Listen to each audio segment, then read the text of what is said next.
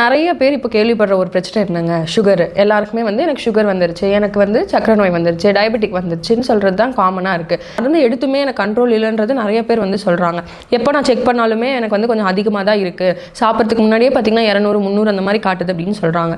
So இவங்களுக்கு பார்த்திங்கன்னா நம்ம என்ன மாதிரி மெடிசன்ஸ் எடுக்கிறோம் அப்படின்றத விட நம்ம என்ன மாதிரியான உணவில் வந்து நம்ம சேஞ்சஸ் கொடுக்குறோம் அப்படின்றது முக்கியம். அது மட்டும் இல்லாமல் நம்ம வேறு மூலிகை விதமாக நம்ம என்ன எடுத்துக்கலாம் அப்படின்றது நிறைய பேர் வந்து கேட்குறாங்க. ஸோ இப்போ நமக்கு இது தேவை பார்த்திங்கன்னா ஆவாரம் பூ. நல்லா ஒரு கைப்பிடி வர அளவுக்கு இந்த ஆவாரம் பூ வந்து எடுத்துக்கோங்க.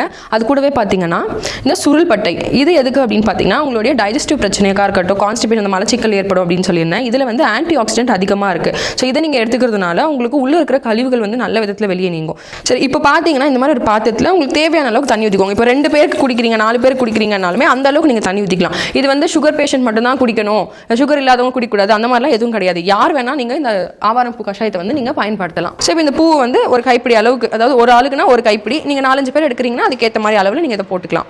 ஸோ இப்போ பார்த்தீங்கன்னா இந்த மாதிரி நல்லா அது கொதிச்சு வரட்டும். நல்லா கலர் வந்து கொஞ்சம் மாறும், அதாவது லைட்டாக ஒரு எல்லோயிஷ் கலரில் வந்து நமக்கு வரும். ஸோ அந்த அளவுக்கு வந்து நம்ம நல்லா கொதிக்க விடணும். ஸோ இப்போது இந்த பார்த்தீங்கன்னா நல்லா ஒரு மஞ்சள் கலரில் மைல்டாக வந்து தெரியுது பார்த்தீங்களா. இப்போ இந்த டைமில் நீங்கள் ஆஃப் பண்ணிவிட்டு நீங்கள் ஒரு கிளாஸில் ட்ரான்ஸ்ஃபர் பண்ணி இதை நீங்கள் டீ மாதிரி, அதாவது காலையில் சாயந்தரம் இந்த 2 டைம் நீங்கள் எடுத்துக்கிட்டு வரும்போது நம்ம முன்னாடி சொல்லியிருந்தேன் இந்த சுகர் லெவல் எல்லாமே பார்த்தீங்கன்னா நல்லா படிப்படியாக கம்மியாகிறது உங்களுக்கு தெரியும். ஸோ இப்போ வடிகட்டி எடுத்துக்கோங்க. உங்களுக்கு டிஃப்ரென்ஸ் தெரியுதுங்களா, கலர் சேஞ்சு.